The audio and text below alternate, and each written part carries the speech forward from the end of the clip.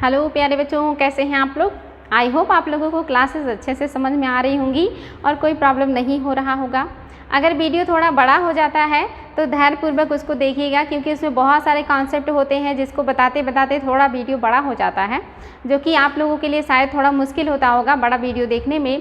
लेकिन जब इसको पूरा देखेंगे तो पूरा कॉन्सेप्ट क्लियर हो जाएगा, कोई भी तथ्य छोड़ने का मन ही नहीं करता।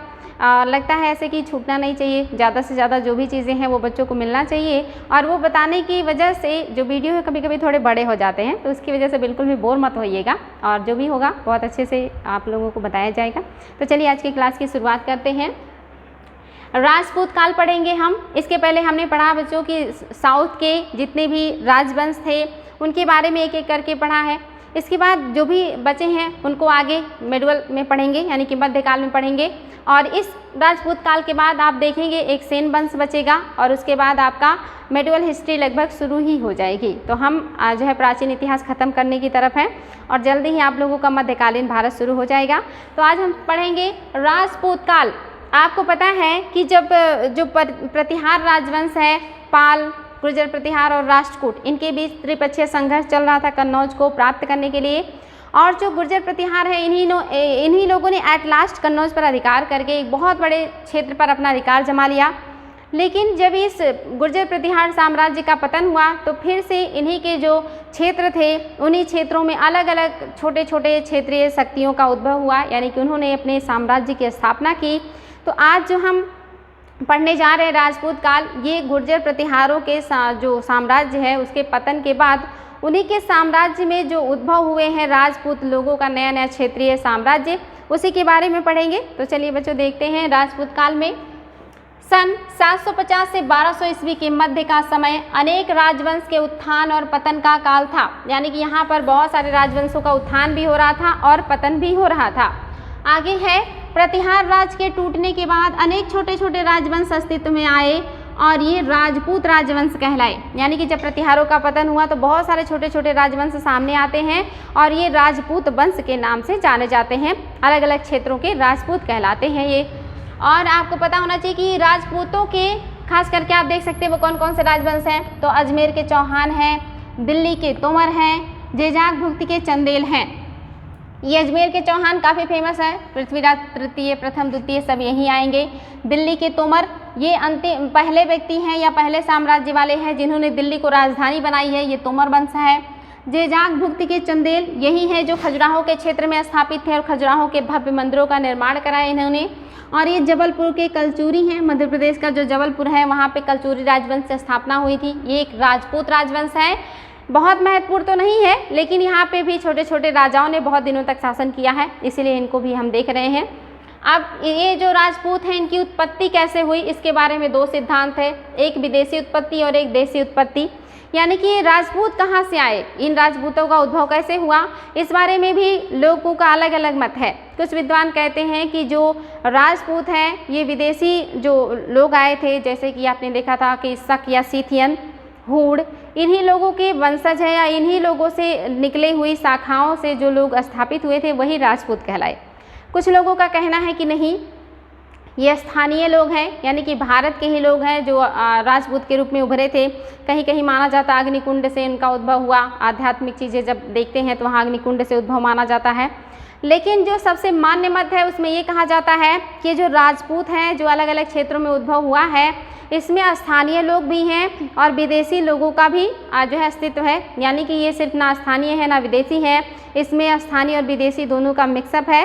और अलग अलग क्षेत्रों में इन्होंने अपने साम्राज्य की स्थापना की, जिससे आगे चल के आप देखेंगे जो सल्तनत काल के राजा हैं वो लोग हरा करके फिर दिल्ली सल्तनत में इन सारे राजवंशों को मिला लेंगे। तो हम यहाँ पे यही जानेंगे कि इनकी उत्पत्ति इन दोनों से हुई है, यानी कि देशी से भी और विदेशी से भी। इम्पॉर्टेंट है बच्चों।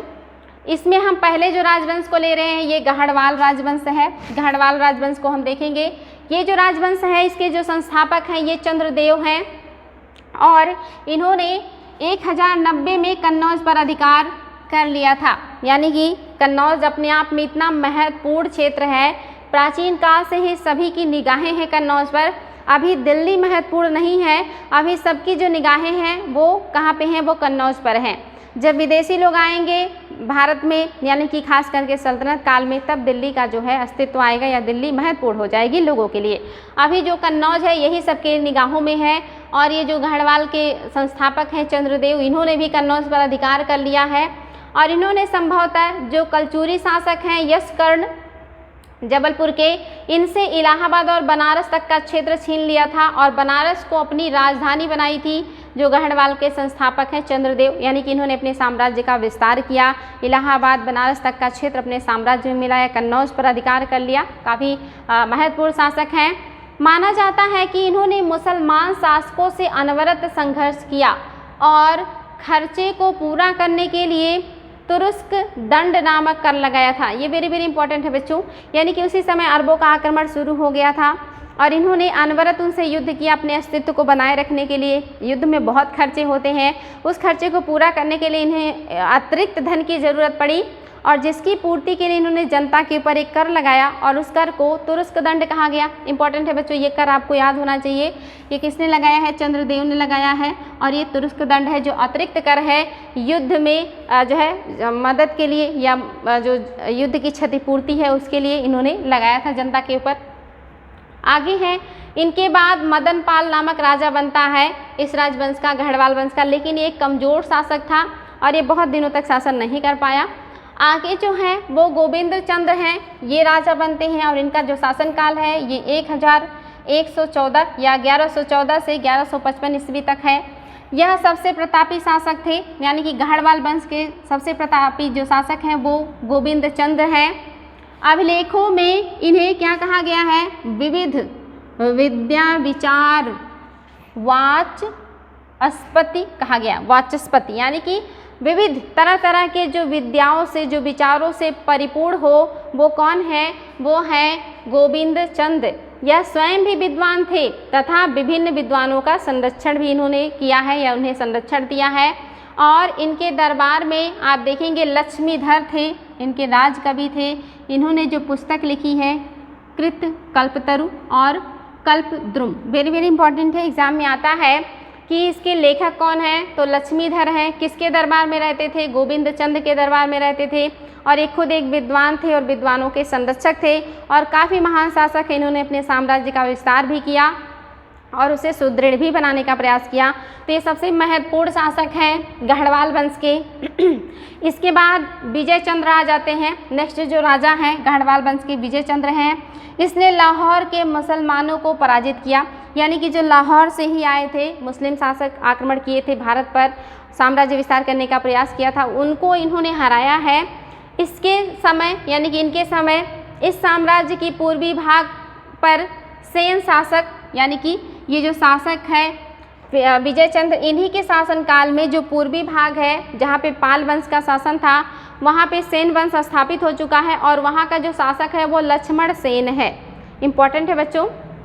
ने आक्रमण किया परंतु पराजित हुआ, यानी कि इन्हीं के शासनकाल में पूर्वी भाग पर सेन शासक लक्ष्मण सेन ने आक्रमण किया था लेकिन वो पराजित हो गया था विजय चंद्र से।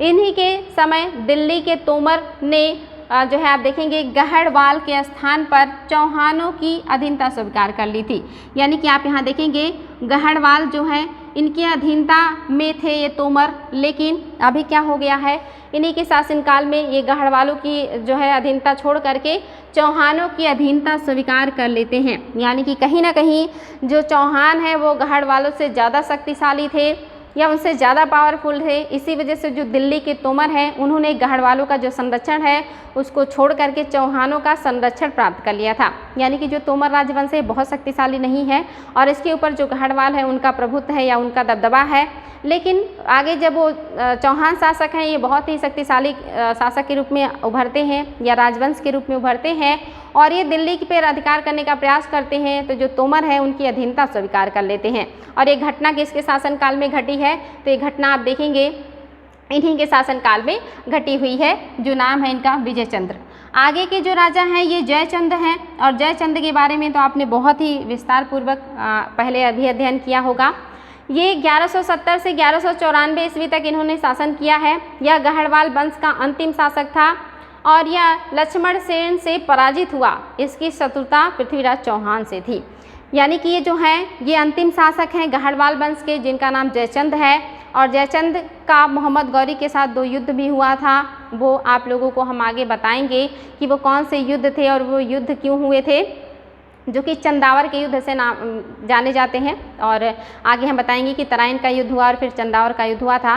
तो चंदावर के युद्ध में ये गौरी से हार गए थे और गौरी ने इनकी हत्या कर दी थी। और ये इसके पहले लक्ष्मण सेन जो कि सेन राजवंश के शासक हैं, उनसे भी पराजित हो चुके हैं और ये गढ़वाल वंश के अंतिम शासक हैं। इनको मारने के बाद जो मोहम्मद गौरी हैं, इनके साम्राज्य को अपने साम्राज्य में मिला लेता है। और इसके पहले उसने पृथ्वीराज चौहान को हराया और वहाँ के क्षेत्रों को अपने साम्राज्य में मिला लिया था।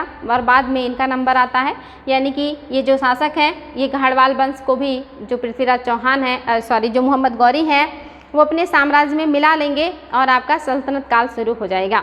तो यहाँ तक आप लोगों को आई होप समझ में आया होगा। आगे जो राजा हैं या मतलब जो राजवंश है वो है कच्छप घाट, और ये कहाँ का है, तो ये ग्वालियर के राजपूत हैं। ये इनका जो राजवंश है ये ग्वालियर में है, ये भी मध्य प्रदेश का क्षेत्र है। 10वीं शताब्दी के उत्तरार्ध में कच्छप घाट के वज्रगमन ने, यानी कि ये व्यक्ति हैं इनका नाम वज्रगमन है, और इन्होंने क्या किया है, कन्नौज के प्रतिहार शासकों को पराजित किया है। कन्नौज पर प्रतिहारों का अधिकार था, जहाँ से ये हटा करके उनको अपना अधिकार स्थापित कर लेते हैं, तथा ग्वालियर में इन्होंने क्या किया है, अपना स्वतंत्र राज्य स्थापित किया। यानी कि ग्वालियर में स्वतंत्र राज्य स्थापित करने का जो श्रेय है वो किसे जाता है, तो वज्रगमन को जाता है। और ये कच्छप घाट या ग्वालियर के राजपूत वंश के संस्थापक हैं और इन्होंने कन्नौज पर भी अधिकार कर लिया है। आगे है, स्थापित करने के बाद इस राजवंश ने 1196 ईस्वी तक शासन किया। इसके पश्चात जो कुतुबुद्दीन ऐबक हैं, इन्होंने इसे अपने साम्राज्य में मिला लिया। यानी कि जो साम्राज्य है ये लगभग 1196 तक शासन करता है, लेकिन 1196 में जो कुतुबुद्दीन ऐबक है उन्होंने आक्रमण करके ये जो ग्वालियर का राजवंश है इसको अपने साम्राज्य में मिला लिया था या दिल्ली सल्तनत में मिला लिया था। तो आप देखेंगे कैसे कैसे एक एक करके सारे राजपूत जो साम्राज्य है वो दिल्ली सल्तनत में मिलते जा रहे हैं।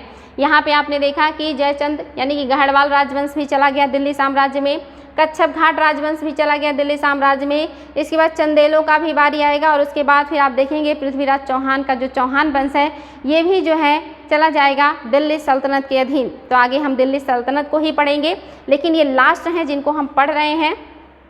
आगे जो है ये चंदेल वंश है, और चंदेल वंश का आप देखेंगे जो 9वीं सदी यानी कि 831 ईस्वी के लगभग इन्होंने शासन किया है या इन्होंने स्थापना की है। और स्थापना करने वाले कौन हैं, नन्नुक हैं। एग्जाम में आता है कि चंदेल राजवंश की या चंदेल वंश की स्थापना करने वाला कौन सा व्यक्ति था, तो ये नन्नुक ने ही स्थापना की है चंदेल राजवंश की। और ये स्थापना कहाँ हुआ है, तो बुंदेलखंड क्षेत्र में। आपको पता है जो बुंदेलखंड या वर्तमान का झांसी क्षेत्र है ये मध्य प्रदेश में जो है एंट्री किया हुआ है, यानी कि वो उत्तर प्रदेश का हिस्सा नहीं लगता, वो एमपी में चला गया है।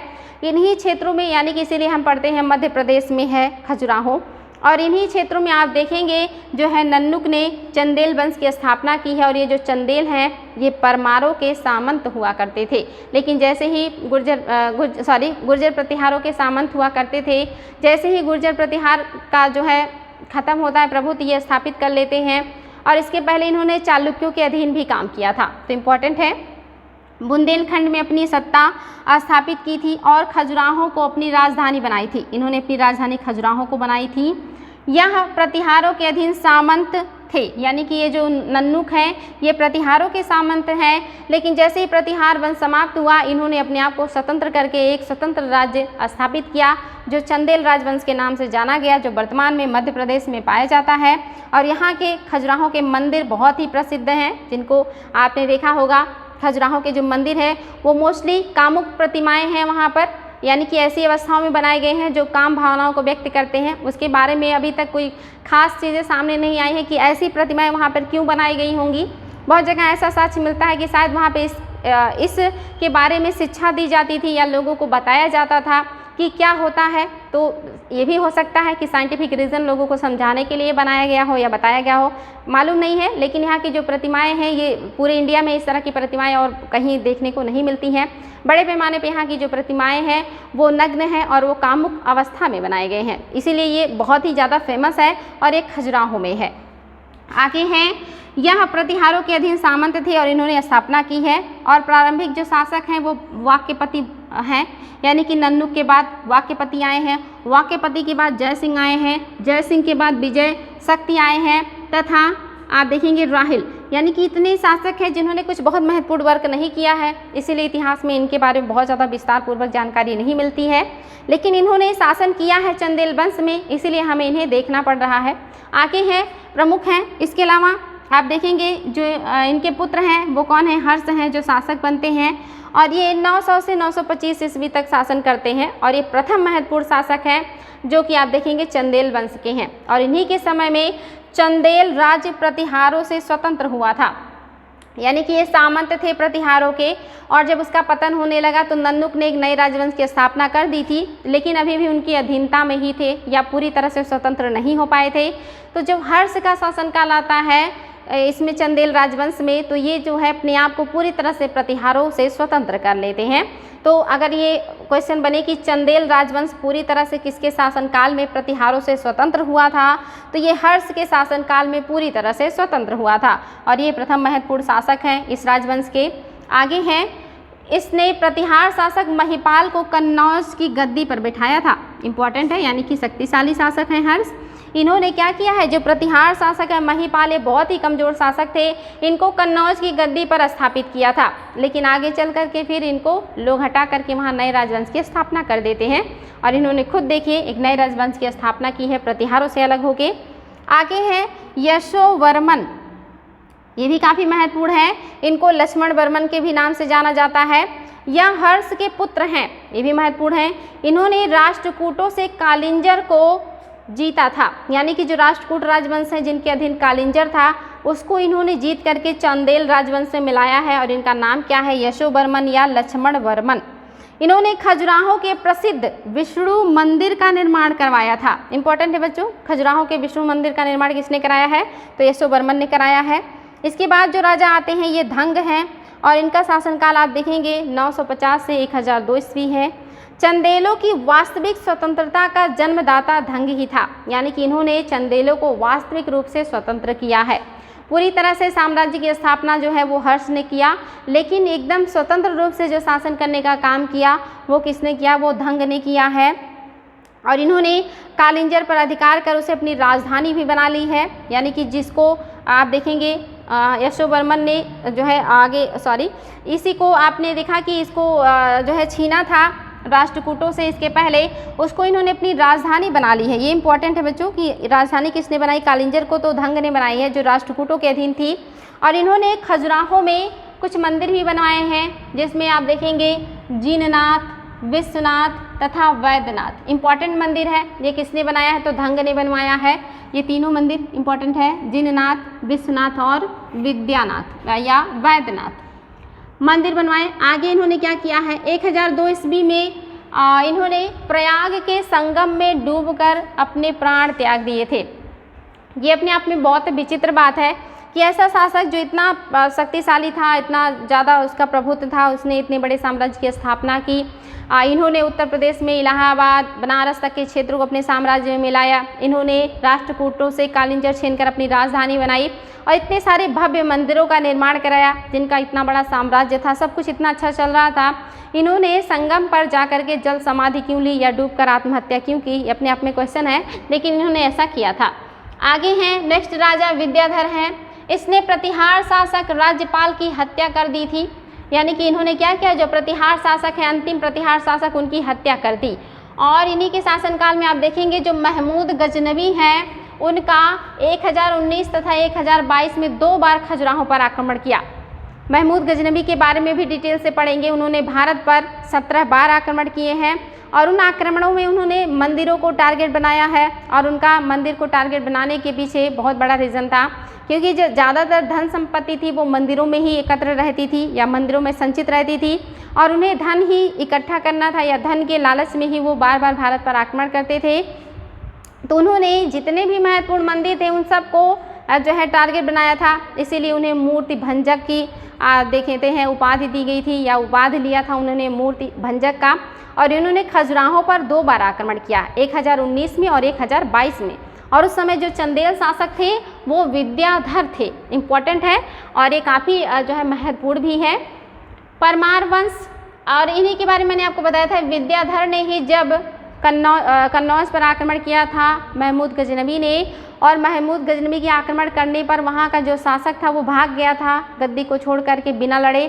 तो इसी विद्याधर ने उनकी हत्या कर दी थी कि आप बिना लड़े क्यों भागे। और एट लास्ट बाद में क्या होता है, जो मोहम्मद गजनवी है विद्याधर के ऊपर भी आक्रमण कर देते हैं। परमार राजवंश ये क्या है, 812 ईस्वी के लगभग गोविंद तृतीय ने प्रतिहारों से मालवा जीतकर उपेंद्र नामक व्यक्ति को नियुक्त किया था।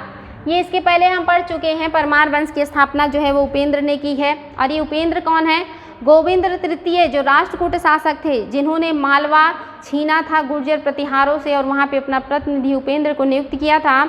आगे चल के जब राष्ट्रकूट समाप्त हो जाते हैं और गुर्जर प्रतिहार भी कमज़ोर हो जाते हैं तो उन्हीं के वंशज जो है मालवा में परमार राजवंश की स्थापना कर देते हैं और वहाँ पे शासन करना शुरू कर देते हैं। तो ये सारे राजवंश आप देख रहे हैं जो छोटे छोटे से उभरे हैं, ये लगभग गुर्जर प्रतिहारों के अधीन सामंत या काम करने वाले व्यक्ति थे। तो इम्पॉर्टेंट है बच्चों, ये वही है जिनको गोविंद तृतीय ने प्रतिहारों के मालवा जीत करके नियुक्त किया था उपेंद्र को, और इन्हीं के द्वारा नियुक्त किया गया है या जो है स्थापित किया गया परमार राजवंश।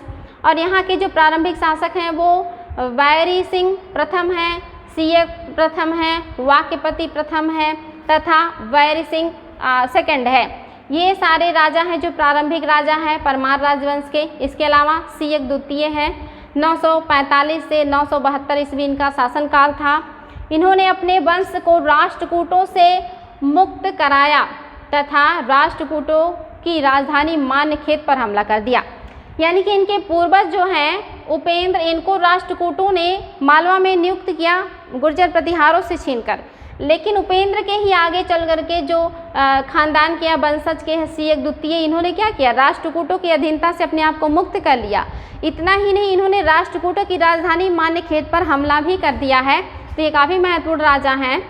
इसके अलावा आप नेक्स्ट जो राजा हैं वो वाक्यपति मुंज हैं। ये सियक का उत्तराधिकारी है, यानी कि इन्हीं के उत्तराधिकारी हैं, तथा इसने कई राजनीतिक अभियान किए। और आप देखेंगे नेक्स्ट जो है वो ताइलफ सेकंड है। ये कल्याणी के चालुक्य के ही मतलब जो है संबंधित हैं। ये जो ताइलफ सेकंड है कल्याणी के चालुक्य से संबंधित है। इनको क्या किया है, इनसे पराजित हो गया, यानी कि मारे गए। ये जो वाक्यपति मुंज है ये सियक के पुत्र हैं। सियक के दो पुत्र थे, वाक्यपति मुंज और सिंधुराज, जिसमें से वाक्यपति मुंज जो है बड़े बेटे थे और ये राजा बनते हैं। इन्होंने बहुत सारे राजनीतिक अभियान किए, लेकिन ये क्या हो गए, मार दिए गए। किसके द्वारा, ताइलफ द्वितीय के द्वारा, जो क्या था, कल्याणी के चालुक्य का राजा था। मैंने बताया था इसके पहले कि जो चालुक्य थे वो वातापी के चालुक्य हैं। आगे चल के आप लोग कल्याणी के चालुक्य को पढ़ेंगे तो आप देखेंगे इसी समय कल्याणी के चालुक्य आ चुके हैं, क्योंकि वातापी के चालुक्यों को ही समाप्त करके राष्ट्रकूट आए थे। तो वो चालुक्य वंश तो समाप्त हो गया था, लेकिन राष्ट्रकूटों की समाप्ति के बाद आप देखेंगे वहाँ पे कल्याणी के चालुक्य आ चुके हैं, और जिनका जो राजा है वो ताइलफ द्वितीय है, और इसने वाक्यपति मुंज की हत्या कर दी है। तो वहाँ पे भी एक छोटा सा राजवंश आ गया है। आगे है सिंधुराज। ये वाक्यपति मुंज का छोटा भाई है और सियक का छोटा बेटा है। मुंज का छोटा भाई था, लेकिन ज़्यादा दिनों तक शासन नहीं कर पाया था, यानी कि बहुत महत्वपूर्ण शासक नहीं है या शक्तिशाली शासक नहीं है। इसने कुछ बहुत महत्वपूर्ण वर्क नहीं किया है, इसलिए हमें इन्हें बहुत डिटेल में नहीं पढ़ना है। आगे जो हैं ये भोज परमार हैं। ये आप देखेंगे कब से कब तक हैं, तो 1001 से 1060 ईस्वी तक इनका शासनकाल है। यही वो राजा भोज हैं जो इतिहास में प्रसिद्ध हैं, जिनके बारे में आप कहानियाँ किस्से सुना करते हैं। ये वही भोज परमार हैं। इस वंश का सर्वाधिक महत्वपूर्ण शासक था। इसने या इसके समय में राजनीतिक और सांस्कृतिक दोनों विकास हुआ, यानी कि जो भोज परमार हैं इन्हीं के समय में जो आप देखेंगे मध्य प्रदेश का परमार राजवंश है, ये राजनीतिक रूप से भी काफ़ी आगे बढ़ा या साम्राज्य की स्थापना की, और सांस्कृतिक क्षेत्र में भी बहुत ज़्यादा विकास हुआ। ये खुद भी लेखक थे, कवि थे, और इन्होंने बहुत सारी रचनाएं की हैं। ये मंदिर इन्होंने बनवाया है, सरस्वती मंदिर अपनी राजधानी में। इन्होंने संस्कृत का महाविद्यालय स्थापित किया था अपनी राजधानी में, और इनके बारे में ऐसा कहा जाता है कि ये प्रत्येक विद्वान को या प्रत्येक कवि को उसके एक श्लोक के लिए 1 लाख रुपए दिया करते थे। यानी कि इन्होंने बहुत बड़े पैमाने पे कवियों को और ऐसे लोगों को संरक्षण दिया था, जिसकी वजह से इनकी मृत्यु के बाद लोग कहते हैं कि सरस्वती अब निराधार हो गई है या बिना आधार की हो गई है, या उसको संरक्षण देने वाला अब कोई नहीं है। यानी कि सरस्वती और कवि का जो देखभाल करने वाला है वो नहीं रहा इस दुनिया में। तो इनके मरने के बाद जो कवि हैं उन्होंने बहुत ज़्यादा शोक व्यक्त किया था। ये वही राजा भोज हैं जिनको माना जाता कि वो बहुत धनवान थे, बहुत विद्वान थे। तो इन्हीं के बारे में हम पढ़ रहे हैं। दोनों का विकास हुआ इनके शासनकाल में। यह शिक्षा एवं संस्कृति का महान संरक्षक था। इसने धार, जो इनकी राजधानी थी, में एक सरस्वती मंदिर तथा एक संस्कृत महाविद्यालय का निर्माण किया था। एग्जाम में आया कि किस राजा ने सरस्वती मंदिर का निर्माण कराया था परमार राजवंश का। तो ये आप देखेंगे परमार भोज है और इनकी राजधानी जो है ये धार थी। वेरी वेरी इंपॉर्टेंट है। तो इनके बारे में तो आप लोगों ने किस्से कहानियाँ बहुत सुनी हैं, तो इनके बारे में काफ़ी कुछ आप लोगों को क्लियर भी होगा। आगे है चालुक्य वंश। ये चालुक्य वंश है जो गुजरात क्षेत्र में आया है, यानी कि गुजरात क्षेत्र पर इन्होंने अपना ज़्यादा अधिकार जमाया है। गुजरात के चालुक्य की इस शाखा की स्थापना मूल राज फर्स्ट ने की थी। यानी कि जो चालुक्य हैं इनकी कई शाखाएं थी। कुछ शाखा लाट क्षेत्र में थी, एक शाखा गुजरात में थी। तो ये छोटी छोटी शाखाओं में बटे थे, लेकिन जो मेन शाखा था वो गुजरात में था।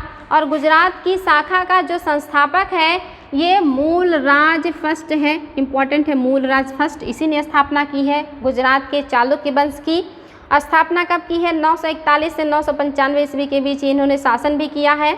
और इनकी राजधानी अन्हिलवाड़ थी। इम्पोर्टेंट है, जो गुजरात के चालुक्य इनकी राजधानी अन्हिलवाड़ थी। इनके बाद चालुक्य वंश में भीम फर्स्ट जो है शासक बनते हैं और 1021 से 1068 ईस्वी तक शासन किए। सर्वाधिक शक्तिशाली शासक हैं और इनके समय में ही महमूद गजनबी का सोमनाथ पर आक्रमण हुआ था।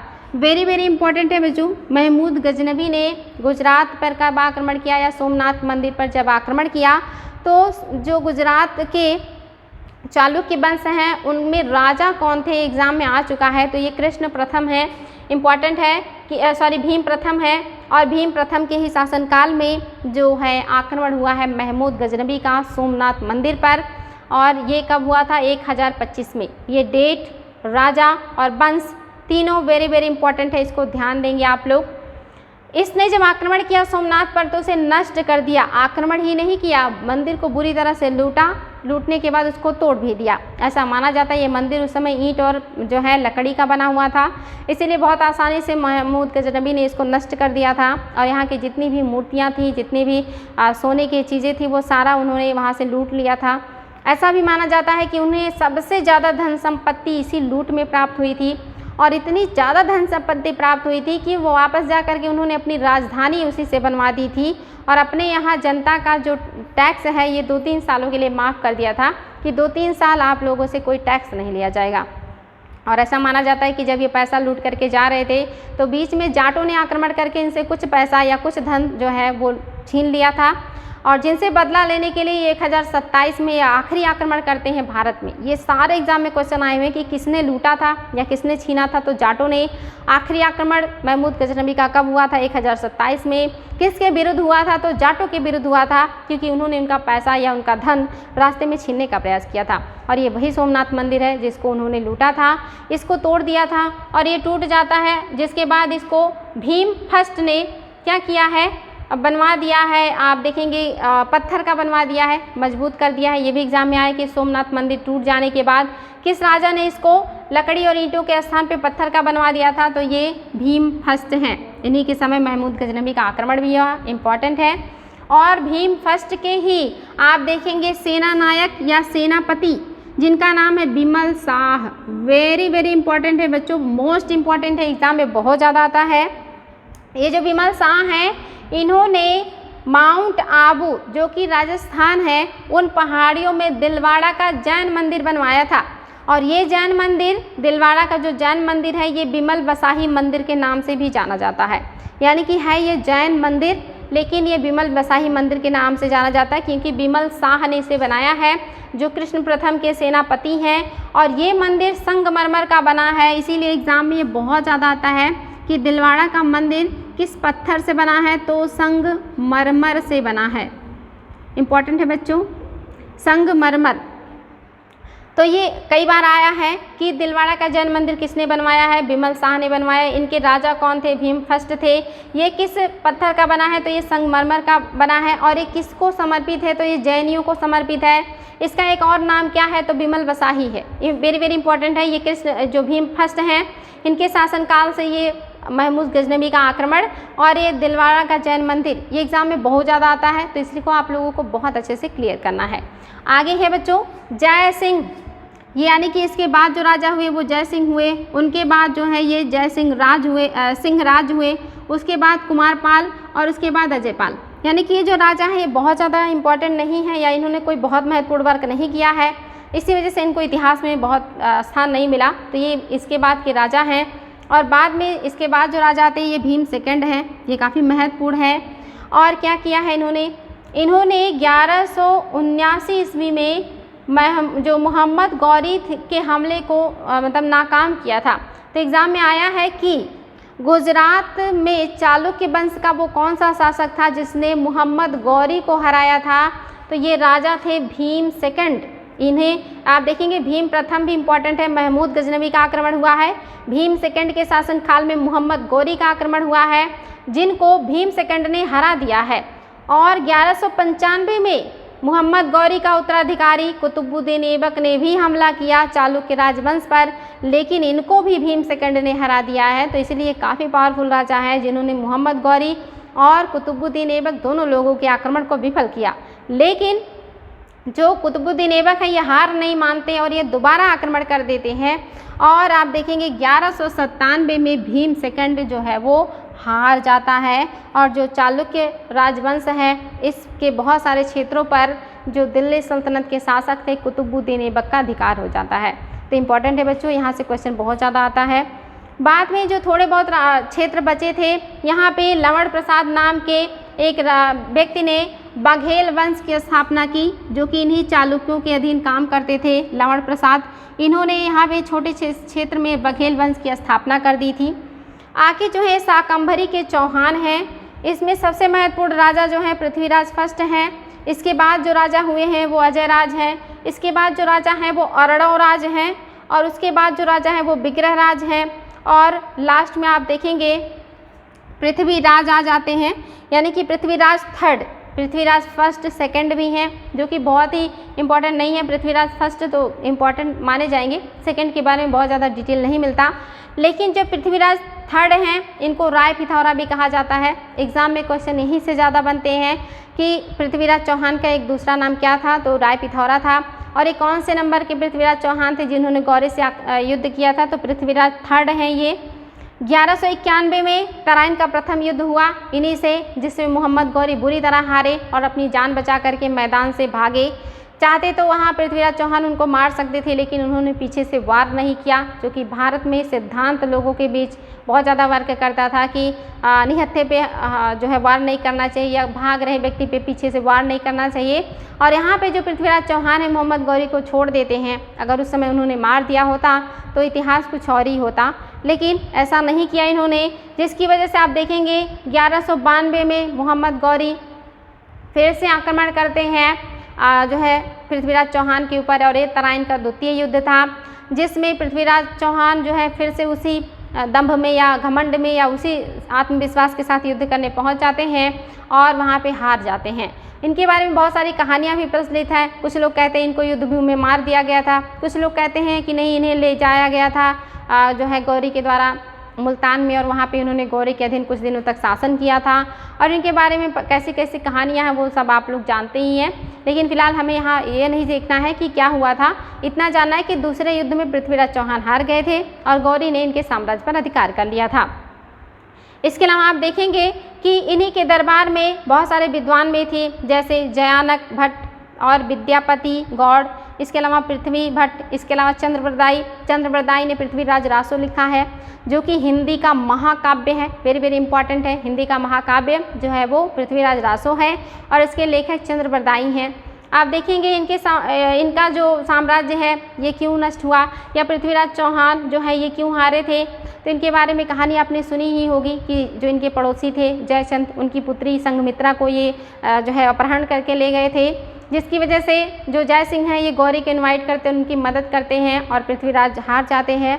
लेकिन जो गौरी है पृथ्वीराज को हराने के बाद चौहान साम्राज्य को अपने साम्राज्य में मिला लेता है और फिर जो गढ़वाल शासक थे जयचंद, उनके ऊपर भी आक्रमण कर देता है और उनसे भी युद्ध होता है जिसमें वो हार जाते हैं चंदावर के युद्ध में और उनको भी मार करके जो गौरी है उनके साम्राज्य को भी अपने साम्राज्य में मिला लेते हैं। तो ये चीज़ें चलती रहती हैं। आगे थोड़ी बहुत चीज़ें और हैं जिनको हम ख़त्म करेंगे और उसके बाद हम लोग जो है पढ़ेंगे मध्यकाल। अभी आपका दक्षिण का चोल साम्राज्य बचा है जो पल्लवों के बाद आएगा और सेन साम्राज्य है जो कि पाल वंश के बाद आएगा। इनको पढ़ने के बाद हम मध्यकाल पढ़ेंगे और हम लोगों का इतिहास जो एंशिएंट है वो ख़त्म हो जाएगा। तो आज के लिए इतना रहने देते हैं बच्चों। Thank you.